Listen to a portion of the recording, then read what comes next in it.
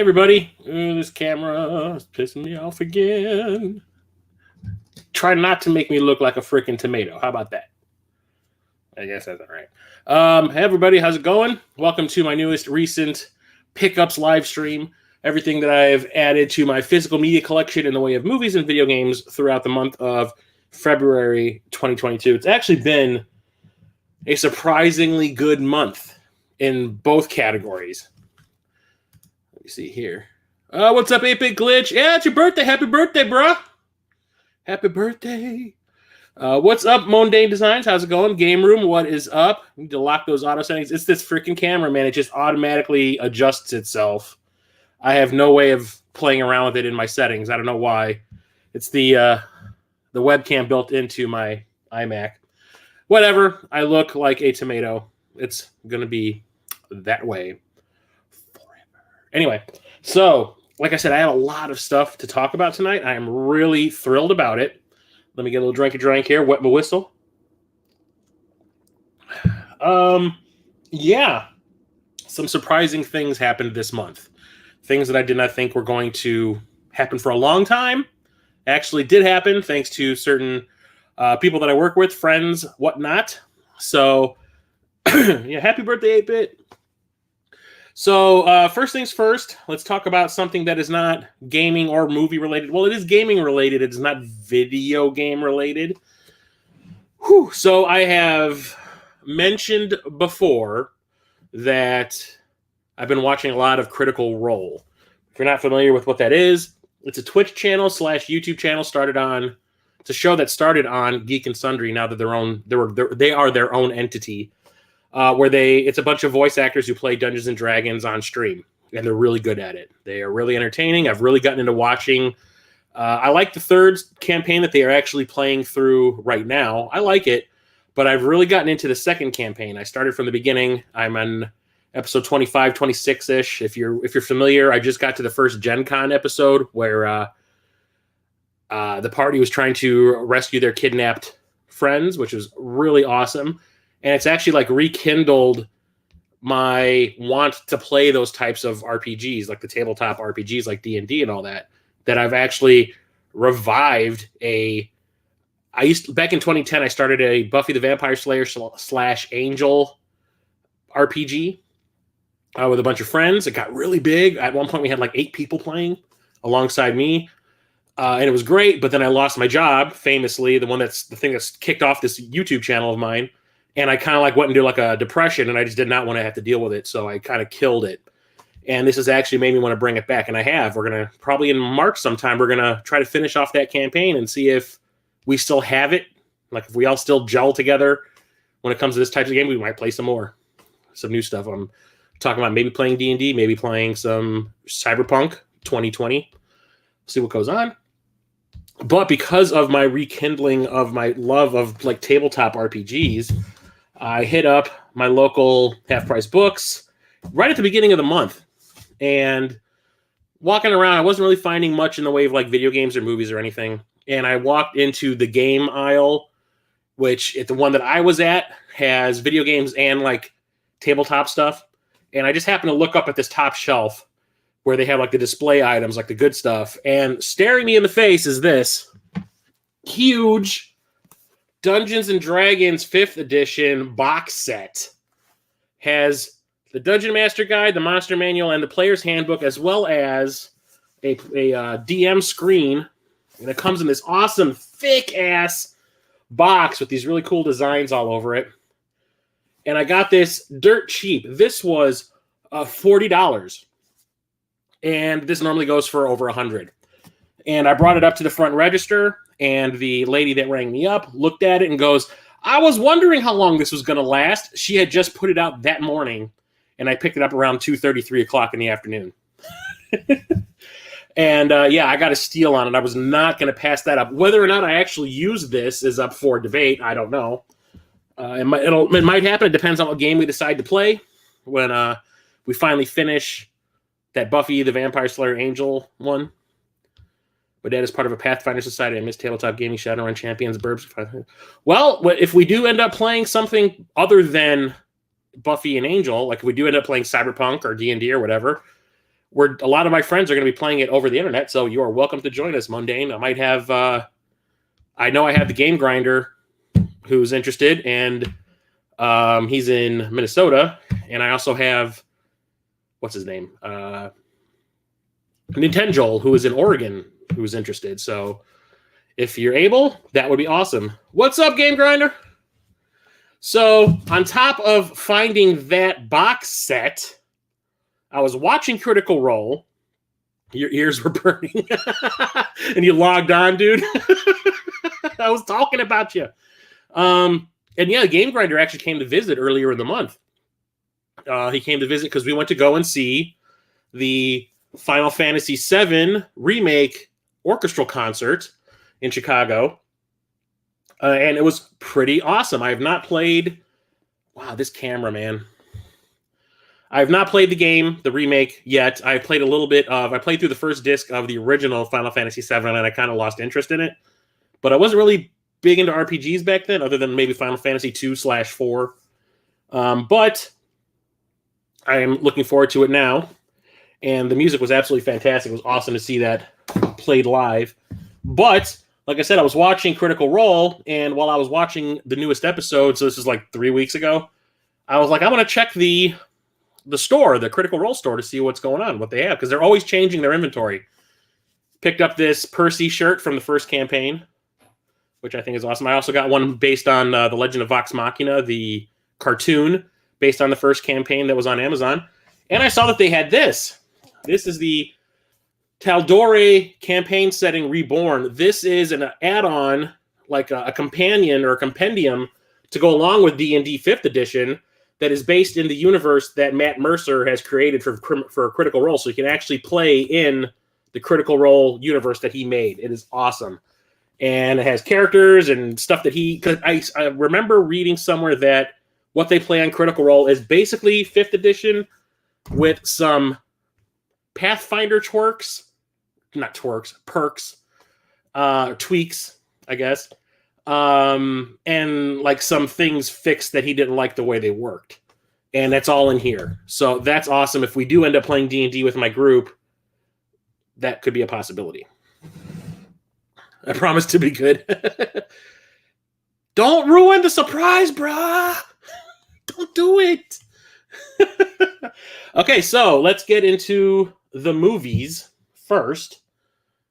Yeah, let's get into the movies. Okay, so this is going to be mostly, it's going to be half movies and half games this time. I actually did a lot of game stuff this month. So starting off with the box sets, I guess, of Blu-rays. I picked up, because it was there at Half Price Books, I found this triple pack of the Austin Powers films on Blu-ray. Has the OG International Man of Mystery, The Spy Who Shagged Me, and Gold Member. Only one of these I actually kind of enjoy is the first movie. I really thought the second one was funny when I saw it in the theater, and then I watched it on video, and I was like, eh. And then I couldn't stand the third one, because it's all the same jokes just repeated over and over again. But this was $6 at Half Price Books for all three movies. I was not going to pass that up. So, yeah, loaded with extra mojo. And I do believe this is the first time that the first movie, the original, is available on home video in its original aspect ratio. I had the DVD of this when it first came out. The movie was shot in 235:1, if you know aspect ratio lingo. And on home video, it was 185:1. So a little bit of the sides of the picture had been chopped off.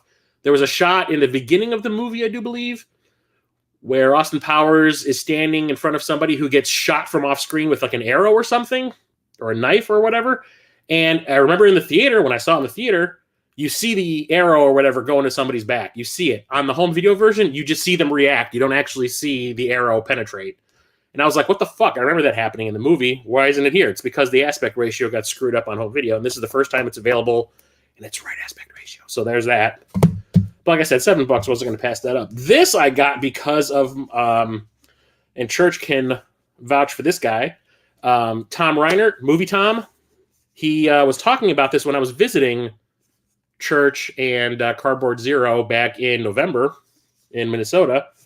Vinegar Syndrome releases these like niche movies on Blu-ray and 4K. And there was this one called New York Ninja. that they had just released, and they were talking. It was Cardboard Zero and Movie Tom were talking about this a lot. And what it is a movie that was shot in the 80s, like the mid 80s. They finished filming. They did not record any audio because they were filming outdoors, like without a permit most of the time, I'm assuming. So they had bad audio. So they were going to redub the whole movie. The only thing was they shot the movie, and then the guy that made it said, "The hell with this, I'm done," and just let the film sit there. Vinegar Syndrome got their hands on the footage and decided to take it upon themselves to edit the movie together and give it a dub and a score and everything. So they actually completed the movie for this guy, 30 years later. And what they ended up doing was hiring a bunch of 90s era martial arts direct-to-video stars to dub it, like Cynthia Rothrock and Don the Dragon Wilson and those kinds of people. And I have not watched it yet, but it comes in this like magnetic case. Whoops, sorry. That opens up. And you have another case in here. I Love New York Ninja on the inside. Comes with a book about the making of the film. How it's actually called The Story of How New York Ninja Came to Be.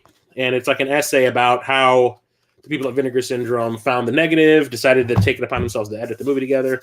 And then you have the movie itself right here in this slip case. And there you go, New York Ninja. I cannot wait to sit down and watch this. I really haven't had time to watch a lot of movies lately, but that's going to change pretty soon. So I'm going to watch all this stuff that I'm behind on. So I could not pass that up. It sounded so bizarre and weird. This actually ended up playing at a movie theater by me for one weekend, and I was going to go check it out. I just totally flaked on it and forgot. So I was kind of ticked off about that. But I'm glad that I own that. Good times. Tom is awesome. Yes, Tom was awesome. I would love to hang out with him again. If I end up, I don't know if I'm going to the Midwest Gaming Classic this year, guys. I'm not sure if I'll have the money for it again. Stuff happened this month with my taxes that might prohibit me from going. If I do end up going, it might be for one day again. And if Tom goes, we're definitely gonna have to hang out with him. Okay, so we'll get to the standard divids. So I got this off of Amazon for like $5, and it's Dragon, the Bruce Lee story. I have not watched this since it came out in the movie theater, and I saw it opening night with a friend, and I really enjoyed it. I remember enjoying it back then. It's directed by the guy who did the first Fast and Furious movie and Stealth and Triple X. I think as his career progressed, his movies got like worse and worse and worse.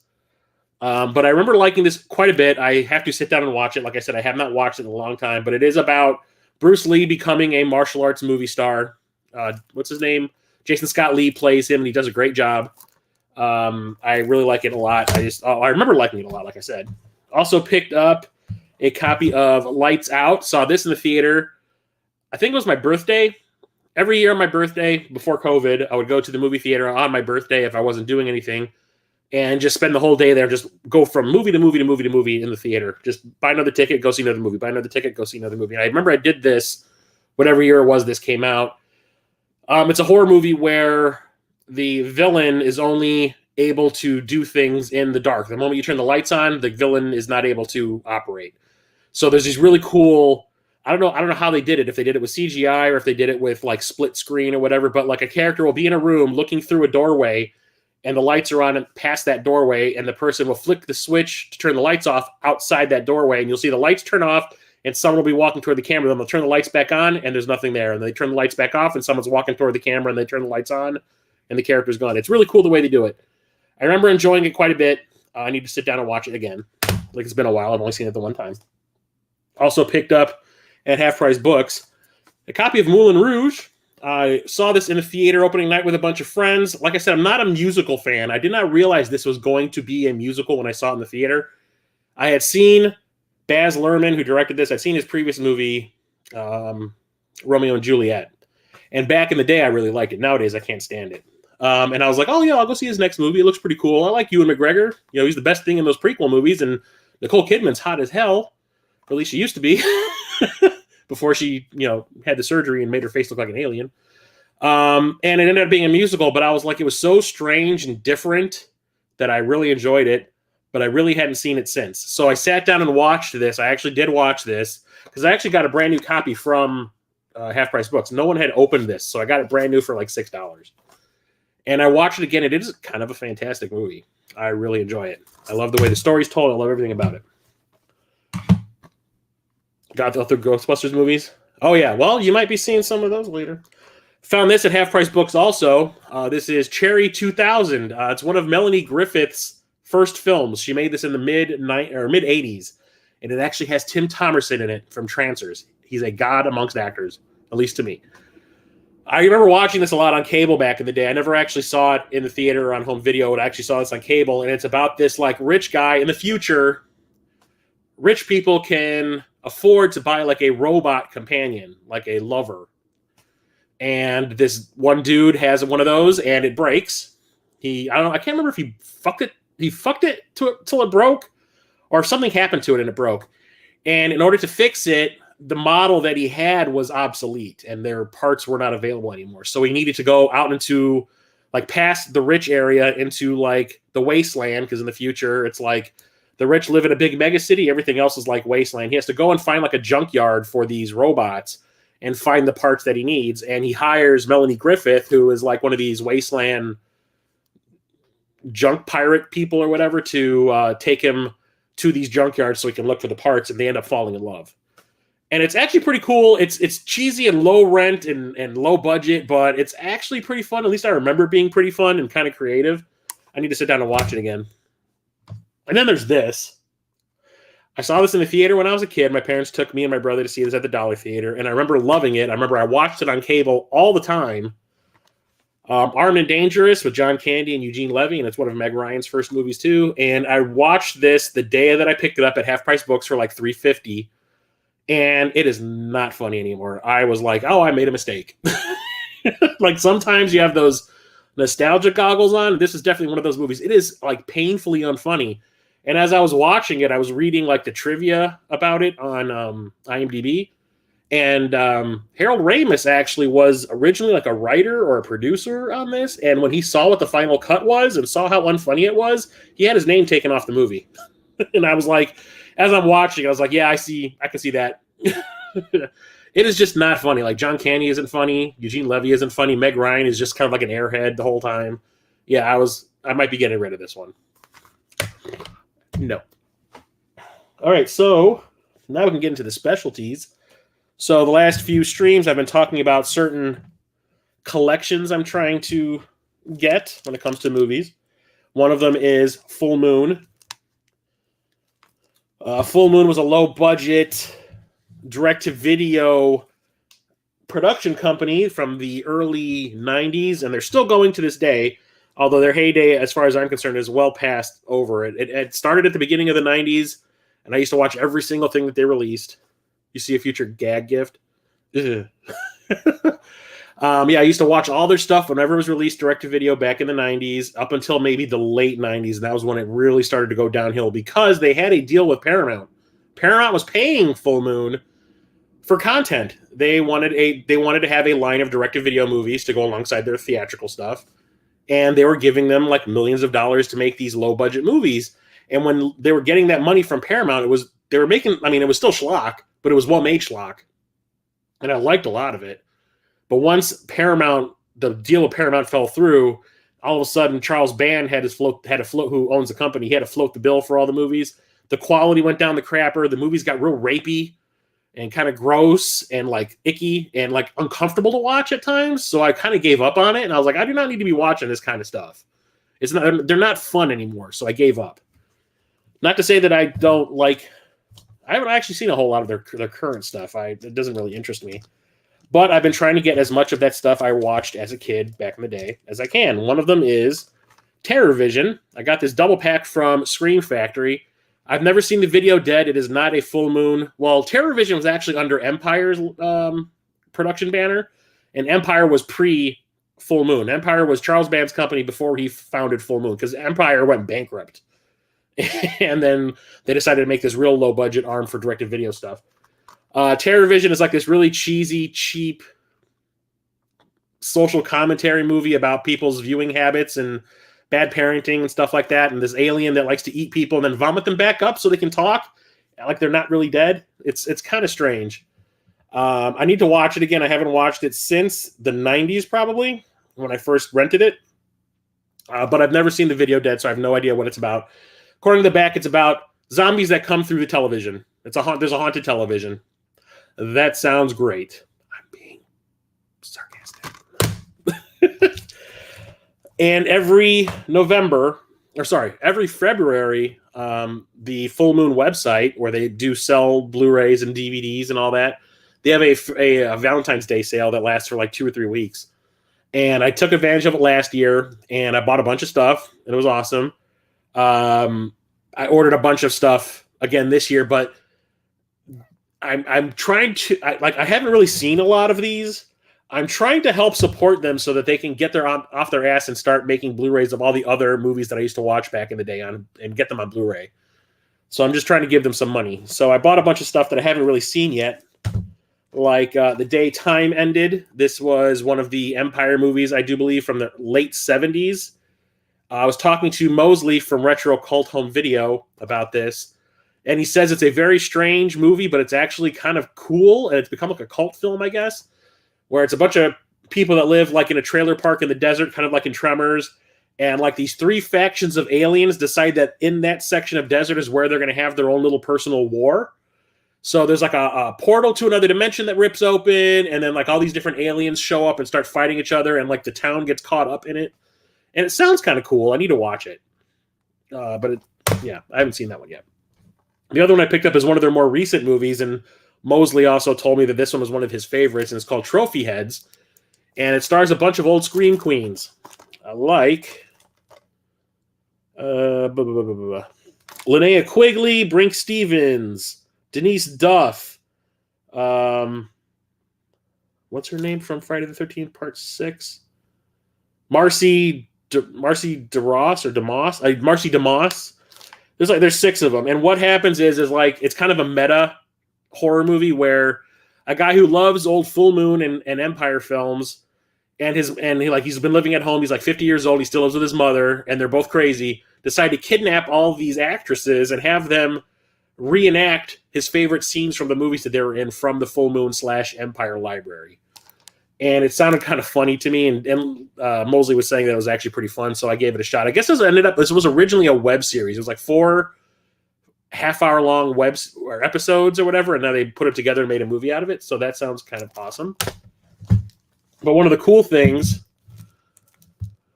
was that back when Viacom owned Paramount, this was like in the early 90s to like the mid-90s. I always learn something new here. Never knew most of these films existed. Well, how about this? So you got Full Moon Pictures, and they had that Paramount money and trying to figure out what to do with it. When they didn't have any ideas for R-rated horror / sci-fi / fantasy films, they said, you know what? Let's make a bunch of children's films. Let's create a special label and make some kids' films with this money we're getting from Paramount. So they made this label called Moonbeam. And out of all the movies that they released, I only saw one. I saw the first one that they ever released, and it was called Prehysteria. It has Austin O'Brien in it. He was in Last Action Hero and The Lawnmower Man and My Girl, Part 2, I think. And he finds a bunch of like baby dinosaur eggs, or he finds a bunch of dinosaur eggs. They hatch, and he has a bunch of little dinosaur friends hanging around his house now, and hijinks ensue. It's a very much a kids movie, but I haven't seen it since it first came out in the 90s, so I can't really comment. I need to sit down and watch it again. But I remember thinking it was cute. It was fun, for a kids movie. So I picked that up. I got all these. Well, the thing is about that sale on Valentine's Day, these are all like half off. So I paid like $7 for this. And then there's all the ones that they released recently through that Moonbeam label that I've never seen. But since they were so cheap, I said, why not? I want to support them. Let's do it. There's one called Pet Shop, which I've never seen. It's an alien pet shop. This little girl goes to this pet shop run by an alien. And he has all these like pets that he took them from other planets. And they're like endangered species, and he's like hiding them on Earth and letting people adopt them and all that. So whatever. There's this one called Dragon World. It looks like a ripoff of Dragon Heart, which I think is exactly what it's supposed to be. Just with little kids. And I think it takes place in modern day because there's a little kid wearing blue jeans, some hiking boots, and a flannel while he's talking to a dragon. And this one, I think, has the coolest poster, but I've never seen this one. It's called Remote, and I think it's supposed to be like a ripoff of Home Alone, where Kids are left home over the weekend by themselves, and burglars try to break into the house, and the kid is like a genius with electronics, and he creates all these booby traps with his toys and stuff to take out the burglars. Yippee yahoo! I need to watch those last 3. I have not seen them. I don't expect them to be good, but whatever. Like I said, I'm trying to support them. I got the snots, man. Every time I talk for long times, my nose goes cray-cray. Okay, and this is where it gets crazy.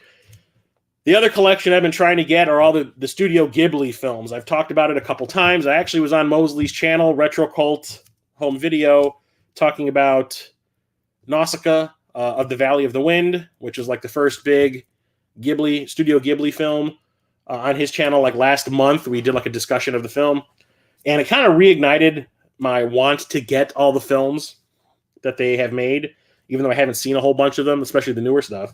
So I've been buying them like crazy, and this is the month where I found them in stores. I found them online dirt cheap.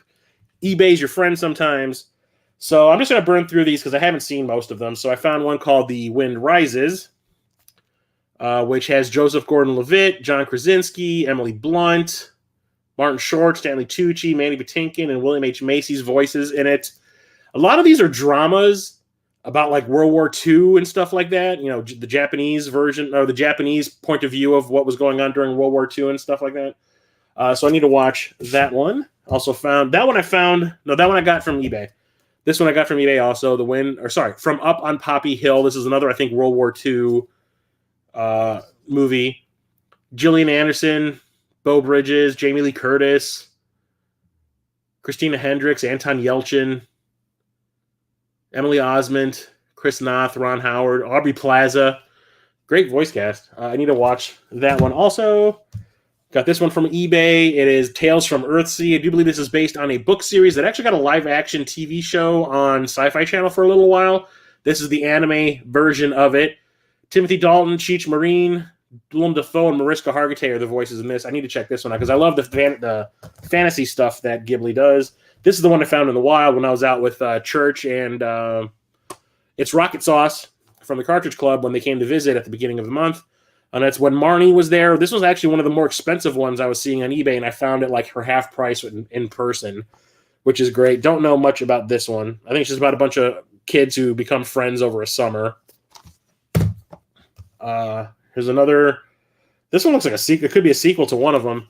Whisper of the Heart. Don't know much about it. Brittany Snow, Carrie Elwes, David Gallagher. Like I said, the newer ones I have not seen. Secret World of Arrietty, which I do believe is... Oh, they made a movie based on this. Luc Besson made a movie about this, a live-action one. It came out like in the mid-2000s. I don't remember the name of it. The Borrowers was the name of the live-action movie. This is the animated version because I do believe that was based off of a children's book series. And this is the anime adaptation. So I need to check this one out. This one has Amy Poehler, Will Arnett, Carol Burnett. I hear that one is not the greatest because I think that was like the first movie that was made under the Studio Ghibli banner after Hayao Miyazaki, who like started the label, who started the company, died, and his son took over. I think that was the first movie they made after he died. Yeah, TJ, I've got to admit the same thing. Like, you ever see, oh God, what's that one called? The one about the two kids living in World War II, like post World War II Japan.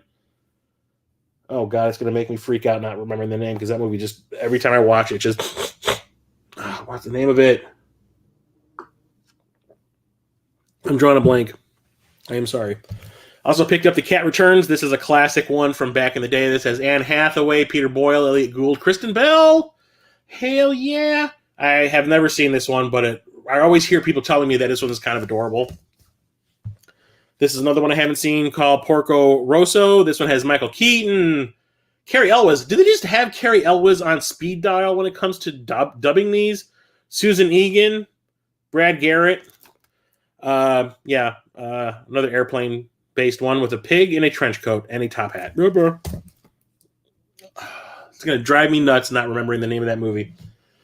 This is I think their newest one, and it's not hand animated. It's not like drawn. This is actually a CGI animated movie, and it has like the worst reviews out of all of them. And it also has a pretty low-key voice cast. It's called Earwig and the Witch. I think it's supposed to be based on Earwig and the Angry Inch, but it's like a kid's version, and it's got Richard E. Grant and Dan Stevens. Grave of the Fireflies. That's the name of the one I'm thinking of. Grave of the Fireflies. That's the one that every time I watch it, I'm like, oh.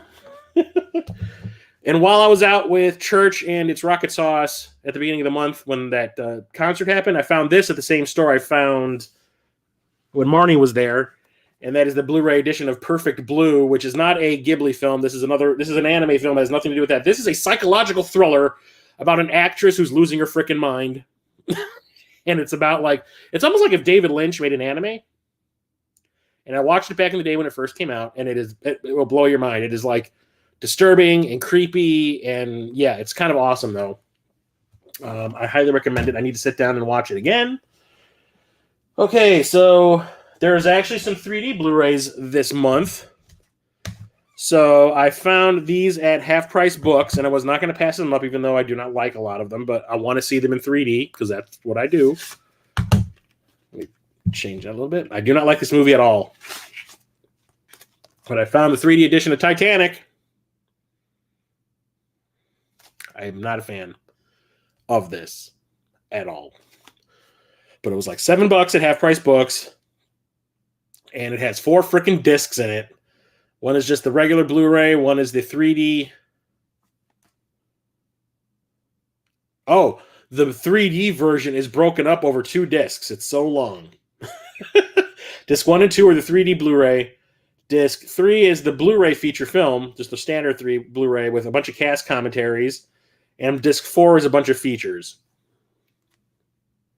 And then I also found a copy. I'm not a fan of this one either, but I'm actually kind of excited to watch this in 3D. Texas Chainsaw 3D. Got this for like $3 at Half Price Books. This is the first time they decided to what's the term? Requel the series, where this movie was supposed to eliminate all of the sequels that were made after the first movie. And this is supposedly the official sequel to the first film. It follows the storyline. It is not good. The movie's supposed to take place in real time from when the first movie happened. And it's supposed to be taking place in the 90s, I think it was the late 90s. And people have cell phones, like smartphones, and they're lighting up rooms with them. And I'm like, yep, no, you guys suck. And it has a really stupid ending, but I want to see it in 3D. I remember there being a lot of 3D gags in it when I saw the 2D version, so I want to see what those look like in 3D, and I dropped the last one. Shit. I found this at Half Price Books, and I wasn't going to pass it up. It's called The Mask in 3D. This movie is from the 70s. If you can see that crazy... No, this is not the Jim Carrey movie. It's Julian Rothman's psychotronic classic. I have never heard of this film. After the death of a disturbed patient, psychiatrist Dr. Alan Barnes comes into possession of the ancient tribal mask that drove the young man to his doom. When Barnes puts on the mask, he is assailed with nightmarish visions of monsters, occultists, and ritual torture. He continues to explore this terrifying new psychic world, even as the mask reveals a latent violence in Barnes' own nature that threatens those closest to him. It sounds interesting. I would love to see like some weird psychedelic 70s movie in 3D. So I saw that and I was not going to pass that up. When I was out with, this is the last DVD, or the last Blu-ray. I picked this up when I was out with Church and Rocket Sauce. I found the complete series of Cowboy Bebop. I had just started watching the live-action Cowboy Bebop on Netflix, and I really liked it. It really kind of saddened me that they canceled it. But I saw the first episode of the anime series. A friend of mine loaned me their DVD copy, and I watched the first episode, and I was like, yeah, this is pretty cool. And then just for some reason never continued with it. I just gave the DVD set back. But now I can actually watch the whole series. I really like it. So now we can get to the 4Ks. There's some weird shit in here. So I upgraded my copy of Leon the Professional, or otherwise known as just The Professional in the U.S., and overseas it was known as Leon.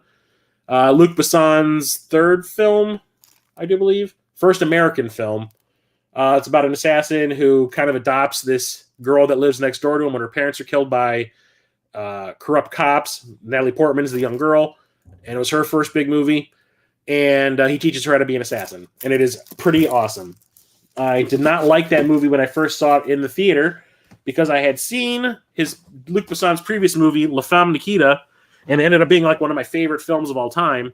And I was like, this is nothing like that movie. This is terrible. I don't know what I was expecting it to be. And then I watched it on home video, and I was like, I made a mistake. It's awesome.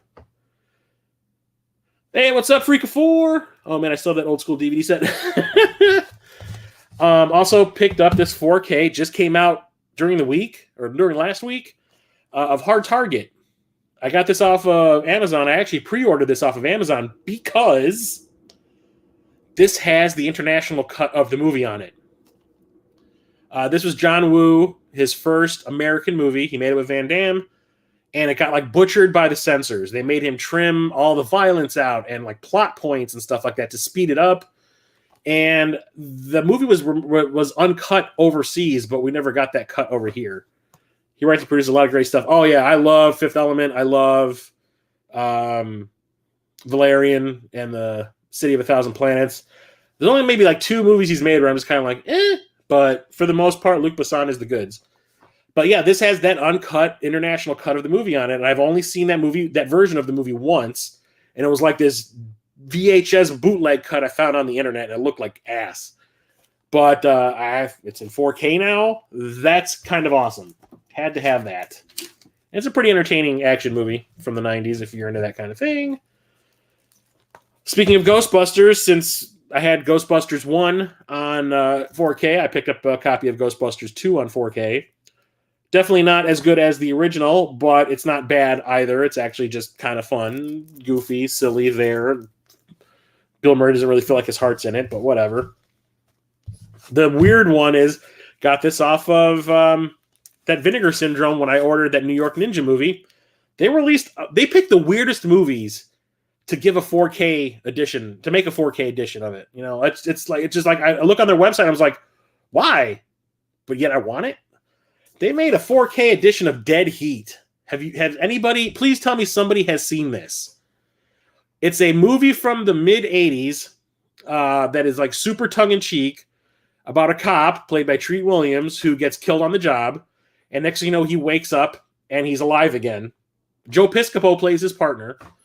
And he's like undead. There's this machine that this scientist has made to bring people back from the dead. Doesn't quite work 100%, which is kind of a running gag in the movie. There's on the back, you can see Treat Williams and Joe Piscopo in it. And like Treat Williams and Piscopo have to take out like these zombies that these people are reanimating so that they can rob banks and kidnap people and do all this nefarious crap. And they can take bullet hits because they're already dead. They can be mutilated and still keep going because, you know, they're not alive. So there's like no real risk, and it's not really going to trace back to the person who is reviving everybody. It is silly. It is stupid. It has some great makeup effects, like some great physical effects. But for a 4K version of this, this movie bombed hard in the theater. I remember when it came out, nobody saw it. Nobody. When you see that poster, you're like, yeah. I remember I didn't see it until it came out on home video, but Vinegar Syndrome, bless them, releasing the weird shit. Also picked up a 4K of Eternals. This is one of the Marvel movies that came out last year. Probably one of my least favorite Marvel films. I was really excited for it because, number one, the cast. Number two, the trailers made it look like it was going to be this epic thing.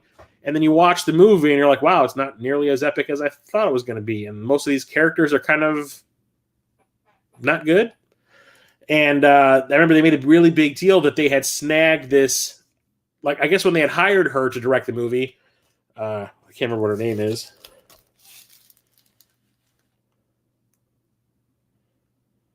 I cannot remember the name of the director. Chloe Zhao. I think it's Chloe Zhao. When they hired her, she'd already made a movie that ended up winning an Oscar. So while they were in production on this, the movie that she had made previously won an Oscar for Best Picture, and I think she won Best Director. So they were like, we got an Oscar winner who directed our movie for us. It's going to be amazing. And then, no, not really. I was not really a fan of it. I think it's kind of slow and uneventful and kind of muddled. Too many characters to keep track of. And my brother, who is a filmmaker, he's actually worked in Hollywood. Yeah, it was very flat. My brother, who works in Hollywood, I was talking to him about it, and he goes, yo, no, I never went and saw Eternals in the theater because Chloe Zhao, he's like, have you seen the movie that she won the Oscar for? And I said, no. He goes, if you have the interest in seeing, what's her name, from Fargo, not Mary McDermott, I can't remember the name of the sheriff from Fargo. If you have an interest in watching her pooping into a bucket for 45 minutes, that's the movie for you, because that's what that movie's about. Is the lead actress is like homeless, and it's about her being homeless, and she like poops in a bucket for half the movie. And I was like, no, I don't, but that explains a lot. So yeah, I think they made the wrong choice. Whatever. And the last 4K I have is Ghostbusters Afterlife, the newest Ghostbusters movie that is supposed to erase the memory of the Ghostbusters reboot that came out like 4 or 5 years ago, which I didn't hate. I didn't hate it. I didn't think it was funny. That was my problem with it. A lot of people have this hate just because it was like 4 female Ghostbusters. I had no problem with that at all. I thought the actresses they chose were great. I think a lot of them are funny, except for Melissa McCarthy. I think she's not very funny. But the others I thought were funny as hell. It's just the movie that they were in was not funny. So, but this actually, I enjoyed it quite a bit. I didn't think it was nearly as awesome as everyone else did, but I thought it was good. But I wasn't like, oh my God, the Ghostbusters are back. I was just kind of like, okay, that was pretty cool. And yeah, the ending kind of choked me up a little bit. But it's fun. I will definitely watch this multiple times. Yeah, the jokes were so bad. Ghostbusters 2016. What is it? Answer the call. I shall not, sir. Now we can get into the games. First, we'll start with some gaming-related things. I don't buy these normally, but I found this at my local Target, and I was not going to pass it up because I love this franchise, and I try to collect things when I find it. I'm not a fan of Amiibos, but I found this Metroid Dread Amiibo set that has Samus and the EMMI or Emmy or whatever it's called. I had not played Dread yet, so I'm not sure what that is. But I remember these were the hardest. These were really hard to find when the game first came out, but they had like 100 of these at Target, so I picked it up. So displaying that on my wall proudly. And you guys know that I was buying those pixel frames, those like 3D dioramas that you can hang on the wall. Earlier in the month, I hit up the local, my local store. It's Video Games Then and Now. I found 2 of them there about a month ago, and I found one new one that they didn't have before, and it's a Contra one. So I picked this up, and everything is kind of like standing apart from everything else, like distance-wise. You can kind of see the poles that are holding the things in place at different distances. So I found that, and I was like, that's pretty cool. I think I need to have that. This eventually will be on the wall here where these little license platey things are. Eventually, they'll get there. So that was pretty awesome. I had to pick that up. So now we get into the games. I'll save that for later. Okay, so we'll start off with the Genesis. Actually, I had a lot of Genesis games this month. Surprised the hell out of me. Actually got some new repros. So when I hit up Video Games Then and Now, I found a copy of Outlander on the Genesis. I love post-apocalyptic stuff, and I've always wanted to try this game. I've never played it. And from what I understand, it is part driving game, like you're inside the cabin of the car, driving around, running people over, running people off the road. And then it's also a gun game, like a Operation Wolf type of thing, like a, what do they call it? Like a target practice type of game or something like that. You can kind of see it down here. But it's complete and everything. It's actually in really nice shape. Yeah, it's a Mindscape joint, but I'm over that bullshit from back in the day. But yeah, this was actually pretty cheap. They had it in their expensive case, but it wasn't that expensive. I think they just short on products, so that anything that was a little over the normal price they would put on the shelf, they threw it in the expensive case. The Contra 4, yeah, I love that thing. I can't wait to hang those things up back here. Also, I got this at a half price books, and I found this for, I think it was like $8, and it's a virtual pinball. And the cool thing about this is, it's one of those EA games that has like the huge clamshell. This thing is wide as hell. This is like the width of 1.5 normal cases. You can see the difference there. And the cool thing about this is not only does it have a bunch of pinball tables that you can play, it also has a pinball table maker built into it. And that sounded really cool to me. So if I ever am in the mood to like do some game creation type things, I can make a pinball game of my very own.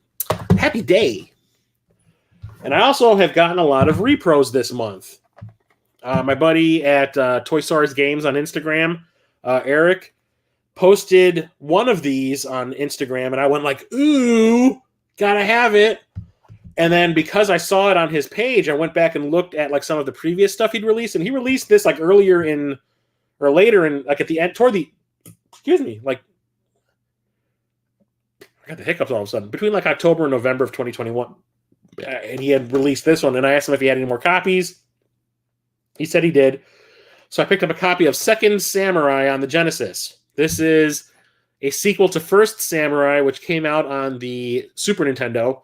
And it's a side-scrolling platformer / beat-em-up that's not very good. And this was not released in the US at all. I think this might have just come out in Japan, maybe in Europe. I'm not sure. But the reason I wanted this is not because the game sounds amazing. It's because it's by Psygnosis. You can see the little Psygnosis owl. Trying to get those Psygnosis games, and this was an unreleased one in the US. Give it to me. I want it. It doesn't look like the greatest thing ever, but it definitely does look better than the first one. So there's that. That dragon thing at the bottom looks pretty cool. The one that he posted is the one that I wanted the most, and because me. And it's this Mortal Kombat Arcade Edition. What is arcade about it? Well, I was watching Sega Lord X on his channel. He released a video maybe in January about someone who had taken a ROM of Mortal Kombat on the Genesis. Everyone complained about that. I mean, yes, it does have the blood code and all that kind of stuff, but everyone always complained that the backgrounds were, like, they didn't have all the backgrounds from the arcade game. Sound effects were missing. The voices were missing. The colors were muted and stuff like that. So this guy took like the ROM and hacked it and actually put all that stuff back in. And that's why this is the arcade edition. This has all the voices, better animations. They put more of the frames of animation back into the game. The voices and all that stuff is in here now. So this is the complete edition of the Genesis one. Still doesn't look nearly as good as the Super Nintendo one, but it has the voices that and all that stuff that the Super Nintendo one did have that the Genesis one did not. So that's pretty cool. Had to have that. Absolutely, because I'm a Mortal Kombat freak. I had to. And the last Genesis game I had came from Limited Run Games, and it is this Mega Man The Wily Wars Collector's Edition that they released. They put this up for sale I think at the beginning of 2021. It just finally got it this month. So it comes with this lenticular cover, which I think is pretty rad. And this opens up so you can see all of the Robot Master bosses. It also has another lenticular thing in there for, who is that, Elecman? Yeah. Let's see, anything else up here? There's something else. Oh, there's a bunch of them. Oh, I can swap them out. Ooh. So there's the Mega Man one that was on the front, and that I can swap them out with all these other ones if I want. There's one for Proto Man.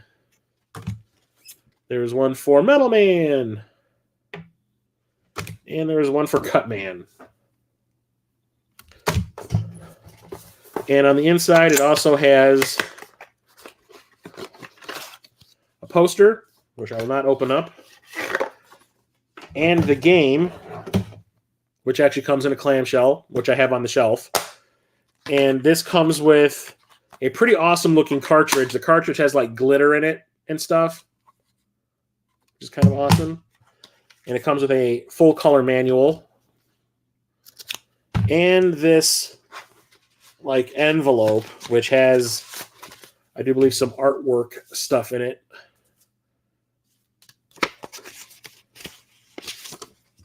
A certificate of authenticity. I have edition 11,618 out of 20,000.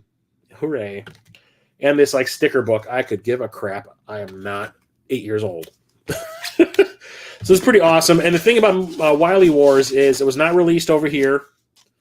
It was released, I do believe, in Japan and in Europe. And what it is, it's not like a traditional Mega Man game. It is a boss rush. I played the actual arcade game of this. They had it at this nickel arcade that I used to go to back in the day. And I thought it was pretty cool. It just never came out on a home console out here.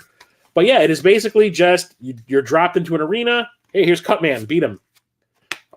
Beat him. Get his weapon. Go on to the next Robot Master.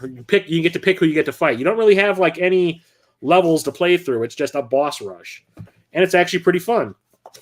I almost bought a repro of it a long time ago, but I decided not to. And I'm glad that I didn't, because I wouldn't have bought this awesome special edition. So, well, there's that. Shit. Close up, you son of a bitch. So, yep. And it comes in its own case, and I'm leaving this. I have this displayed, and I have the game itself on my shelf. So there's that. And then we get into the other games. So, found this at Half Price Books for like $2. It's called Super Bubble Pop. I don't expect this to be very good, but like I said, it was super cheap, and it looks like 3D. If you were to take Breakout and mix it with Bubble, what's it no? Bust a Move. It's like you have a person in front of the screen and they're throwing colored bubbles into the background, and you have to match them up like in Bust a Move. But it also looks a little bit like Breakout, where you can bounce them around if you find a power-up that lets you do so. Whatever. I wasn't... Like I said, it was dirt cheap. Found this at Video Games Then and Now. Didn't realize there were any of these games available on the PSP, but I found a copy of Armored Core, Formula Front Extreme Battle. And yeah, this looks like a pretty awesome strategy game. I love strategy games nowadays, so I had to pick this up. Wireless head-to-head action. Yeah, I just keep finding awesome PSP games that I did not know existed back in the day for like dirt cheap. I got this for... I took the label off. I do believe I found this for like $8 at Video Games Then and Now.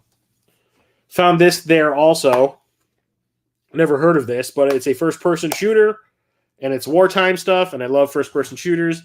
Found this one called Combat Task Force 121, and it's an Xbox exclusive.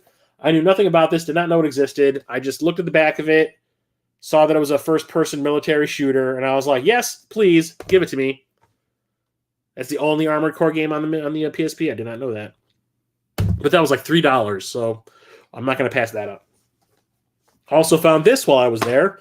This is another one that I had absolutely zero idea it existed. It's called Maximum Chase. Excuse me, I need something to drink. This is also an Xbox exclusive, and it's a car racing game, but it's kind of like you're playing in a movie. Doesn't look like it's all that great, but it has like live action cutscenes from what I can tell. That's why there's like real actors on the cover. And it's like you're playing a chase movie or a chase scene out of a movie. Why not? Yeah. That was dirt cheap too. I think that was like $3 or $4. Also picked up, I think I got this at a Half Price Books though. It's called Heroes Over Europe for the 360. And it's an airplane combat game. I love a good airplane combat game, and this one looked pretty awesome. The United States against what enemy? I don't care. It looked pretty awesome. So I picked that up. That was dirt cheap. But I did get a lot of PS3 games this month. A lot of them are upgrades to... Well, not really. No, just one maybe. I picked up a copy of Disgaea 3, Absence of Justice. This is the strategy RPG series. Haven't really gotten into these very much. But I have a bunch of them, so they'll get played at some point, maybe when I'm 80. But this was dirt cheap at Video Games Then and Now. This was like $8.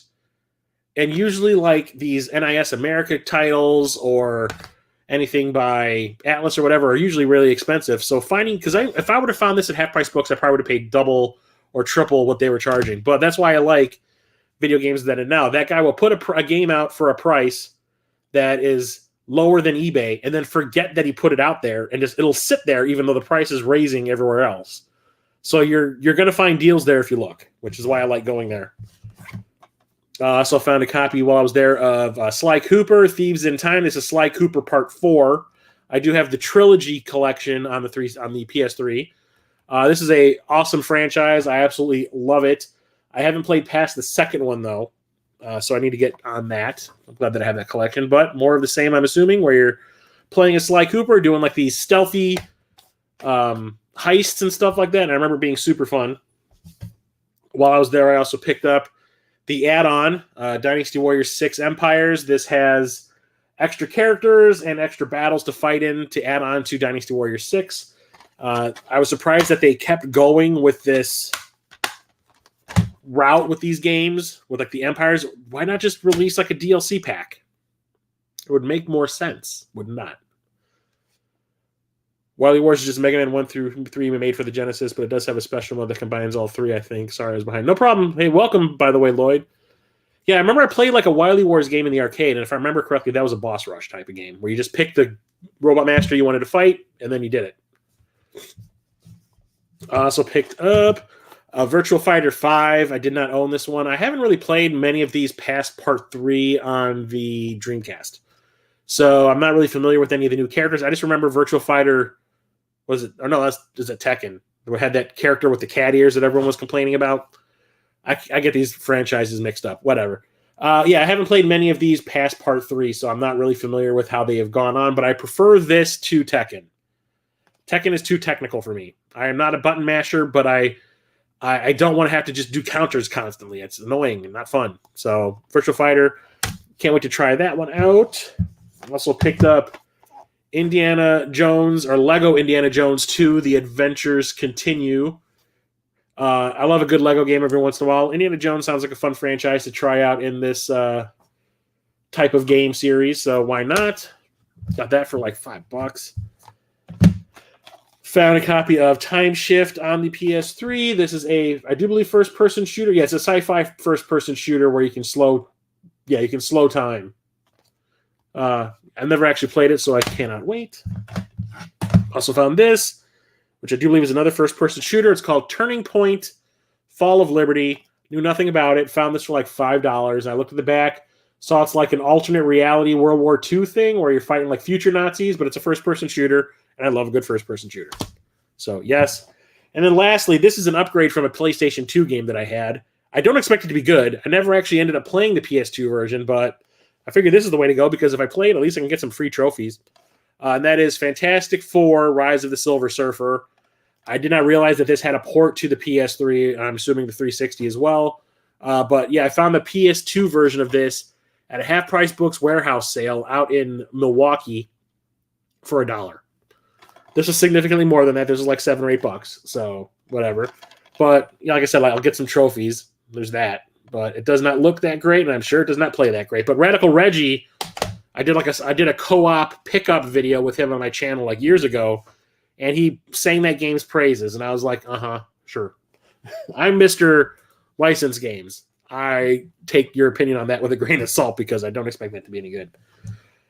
Picked up one PS4 game this month, and that is Horizon 2 Forbidden West, the sequel to Horizon Zero Dawn, which probably is still my favorite game available on the PS4.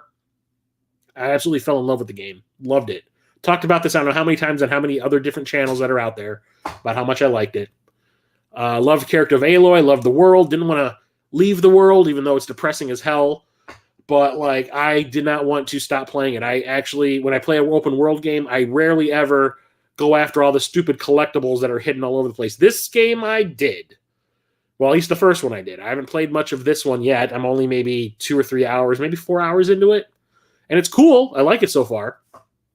But I just don't like the excuse they throw you at the very beginning. It's like a throwaway line as to why, since this takes place directly after the first game, why Aloy is not superpowered like she was at the end of the first game. Like why she doesn't have her her awesome armor and awesome weaponry and all of her like little doodads that she was using are gone.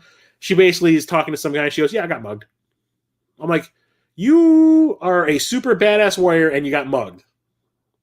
Crock of shit. I call bullshit. But outside of that, the game is pretty fun. Horizon is so good. My first platinum on the PS4. I didn't quite platinum it, but it was awesome. Yeah, Time Shift. Yeah, I really am looking forward to playing that. I love a good sci-fi first-person shooter. And then the last game I have is from Limited Run. It's a Switch game. I ordered this a long time ago also, and it finally showed up. Double Dragon Neon. Had to have it because, number one, Double Dragon. Number two, it's by Way Forward. I downloaded, this is one of the few games I downloaded on my PlayStation 3. I did not like downloading games, like digital games, but there are a few games I was going to make an exception for because at the time we didn't have a limited run company to release physical versions of it. So the only way you were going to play it is if you downloaded it. So I did for a few that I was like really interested in playing. Like this, Scott Pilgrim versus the World, that Blood Rain game, Blood Rain Betrayal, maybe like 3 or 4 others. They had that remaster of Medal of Honor Frontline, which was really awesome. So yeah, this is like a 80s-tastic Double Dragon game, and it was pretty fun. You have to find like cassette tapes that unlock things and all that, on top of it being a really fun beat-em-up. The Contra game on the PS3? Contra game. Which one? I have Shattered Soldier and Neo Contra on the PS2. The Red Star, which is like an unofficial Contra game. It's not a Contra game, but it's basically a Contra game. Download only. Oh, no, I did not. Download one? No, I did not. So yeah, I missed out on a bunch. But that's not it. Even though that's the last game I have to talk about, there's actually some like other things I want to talk about. So my buddy, Felix the Brett, who lives in Ohio, has like a flea market shop where he sells video games and movies and stuff. Sometimes on the weekends when he's not busy, when it's slow, he'll take pictures of things that he has in the shop that he thinks are really cool and interesting and say like, hey, I got these. If anyone wants one, just send me a text and I'll hook you up. So he always gives me deals and stuff because I've been buying stuff from him for years. He's a really good guy. He's actually going to be on my podcast in a couple weeks, the movie starting podcast. So he posted that some guy sold him a bunch of these and they had all been like fixed, because certain parts of these go bad after a while. And I have been trying to get one of these for a long time. They're always banged up, scratched to shit. Battery ports are like all corroded or whatever. But he sold me a Game Gear. And it works. And I have batteries in it right now. And yes, the screen is a little scratched up. I mean, well, it's a lot scratched up. But it's not like bad. It's not like I can't see it. I wish that I knew somebody who could do mods on this because I would love to get like the new screen mod. But the battery's already dying, this bitch. This thing is a battery vampire. I had one back in the day. I bought one of these with the money that I got from my graduation when I graduated from high school. I bought one brand new. That shows you how old I am. Yeah, the batteries are probably dead in here already. And I really liked it. Ended up getting rid of it because, I was playing my Game Boy more, I think. And I got a Nomad. And I ended up playing the Nomad more than this, so I got rid of it. But anyway, yeah, I was playing, actually you can see I was playing Devilish on it. Which is actually a really fun, like a Breakout clone that is really, it does like interesting things with the Breakout formula, which is awesome. I actually enjoyed it a lot. Oh, like the remaster of Hardcore? I have Hardcore on the Genesis, but I didn't get the new one. Get a Gen 2 power adapter? Yeah, I need to buy a power adapter for it, because that thing is a battery vampire. No thank you. But I want to get the screen fixed to get a new screen, because it is, the light inside, it's like way too bright, and the only thing that really sucks about the Genesis, or the Game Gear, when compared to like the Lynx, of all things, there is no brightness adjustment on this. It basically just has a volume adjustment, a headphone jack, AC adapter, battery ports, another battery thing you can attach to this, like an extra battery pack, and like some places where you can like hook some wrist straps through it so you can carry it around. That's it. There's no light adjustment, so that sucks ass. The Lynx has one though, but yeah, I want to get the screen like with a new. I want to get this a new screen installed in this. That would be fantastic. But the big thing that happened this month, the unexpected thing that I did not think was going to happen, happened. I got a PS5. I've been trying to get one. I was not really interested when they first dropped back in 2020. I was like, I always wait a year to buy one of these things. And it happened. It was released in the middle of COVID. Parts, the chips or whatever, were scarce. Obviously, everybody knows this. And like last year, 2021, I want to say around April, we got that last stimulus check from the government, and I was going to put that towards getting a PS5 and a Series X. Couldn't find any of them to save my life. I signed on. I had taken 2 weeks off from work to go to take a vacation, and I ended up wasting 2 weeks of my life trying to get one or both. I signed up for a bunch of Twitter accounts that would let you know when they would drop, and I would either get there 5 minutes too late, or I would have one of them in my cart, and it would get taken out because they would sell out. And it was a waste. I got so ticked off. I was like, F these consoles. The hell with this bullshit. This trying to compete with resellers and bots. This is some bullshit. Or the companies or the places were selling them as like these bundles that came with extra controllers and games and accessories that I didn't want, and they were like $800. No, I just want the fucking console. So I gave up, and then I tried again in January. I tried looking again. Had one chance to get one. I signed up for those emails from Sony themselves when they would sell these on their Sony website. You would get an invite. They would say at this certain time, follow this link. You get put into a waiting room. And then depending on when you show up, you'll get, or actually that didn't have anything to do with that. They'd randomly pick an order for everybody. And then you'd get access to the store, and you can buy one directly from them. I got into the store. Well, I had logged on. I was doing it on my phone while I was at work. I logged on. It says, hey, log into your PSN account, because you had to do it through your PSN account. I try to log in. It gives me some weird error, and then it booted me out, and I couldn't get back in, and I lost out. I was beyond pissed. And like, I still can't log into my PSN account on my phone. It's stupid. So there's some error that they have going on that I don't know. And then a guy that I work with has his friend has a bunch of these PS5s, and he's been raffling them off. And my friend at work has been winning them. He won 2 of them. And he told me, he's like, oh shit. He was like at work, and all of a sudden he's looking at his phone. He goes, oh shit, I won a PS5. And I went, hey, I'll buy it off of you, because he doesn't game at all. He was doing it just to see if he would actually win something. And I'm like, hey, I'll buy it off of you for $50 over what it's worth. I'll give you $550 for it. And he was like, no, I'm going to give it to my nephew. It's like,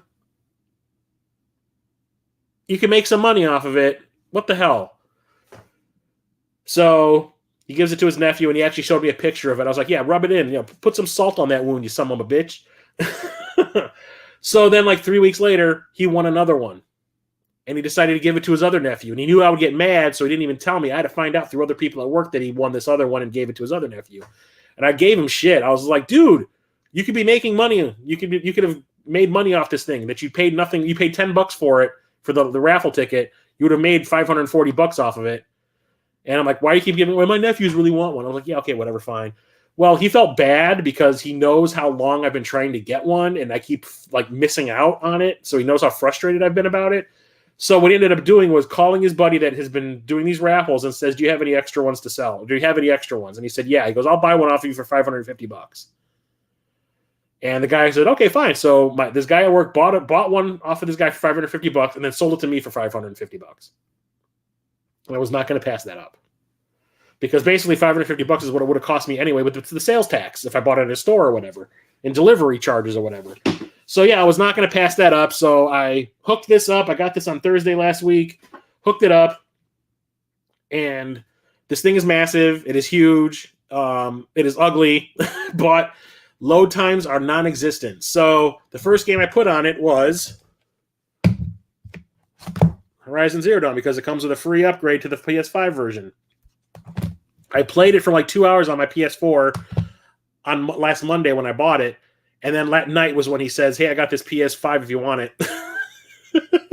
I was like, damn it, I should just bought the PS5 version and let it sit there.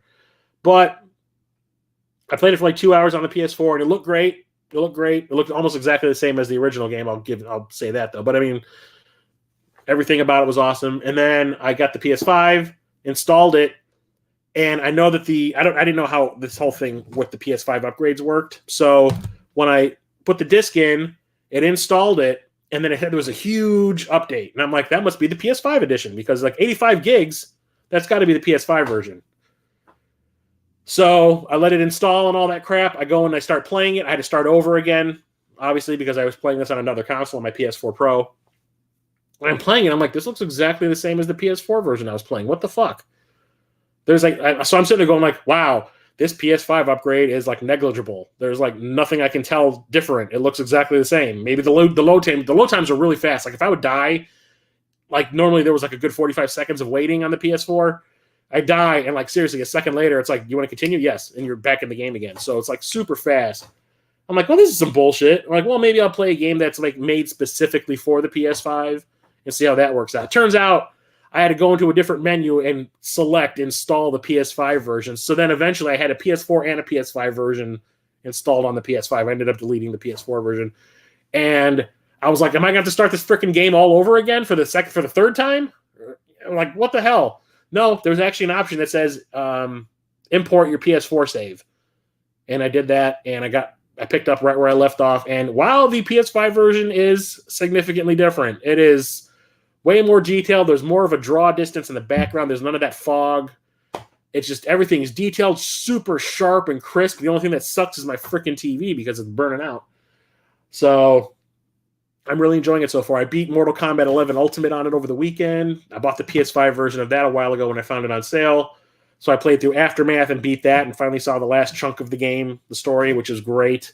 Like, I love Mortal Kombat 11. It is so good. I also installed a bunch of other games that I have for the PS5, like Deathloop and Terminator Resistance, Final Fantasy 11 or Final Fantasy 7 Remake, Intergrade. I installed that. Dungeons & Dragons Dark Alliance, and like 3 other games. And I think I have like 100 gigs left on the hard drive. I installed so many games on it. But anyway, yeah, I'm super thrilled. I'm loving it. The haptic feedback thing I'm not really a fan of yet. I thought it was supposed to give you more of like resistance. So like when Aloy pulls her bow back, it's supposed to be like you're pushing really hard to try to get the triggers to lower. And basically it has like no resistance at all. It's kind of shitty. But whatever. So that is it for tonight. I'm glad each and every one of you showed up. Thank you very much. I appreciate it. I hope you enjoyed what you saw. Let me know what you think in the comments below of anything that you saw in the pickup if you're not watching this live. I will be back hopefully next month. If I am going to go to the Midwest Gaming Classic, I might not be spending much money in March. Like I said, I'm not going to have nearly as much money as I usually do when I go to the convention. And I also have to get a hotel room. I might actually not have to do that. I can probably bunk up with my buddy who lives out there. But, food and all that kind of stuff and the tickets to get in, that's going to take up some of that. So we'll see how it goes. I might not go. If I decide not to go, I might have some stuff to show off in March. If not, I might have to do like a combo between March and April and maybe May, because the Midwest Gaming Classic happens like the last weekend of April, which actually goes into the first weekend of May. So that's going to be weird. But we'll see what happens. Maybe I'll just make some edited content videos and put those up instead of having live streams. We'll see how that goes. So, once again, thank you for watching. I appreciate all of you showing up. I'll talk to you next time. Chris, the old ass retro gamer, signing off. Have a good night, everybody. Stay safe.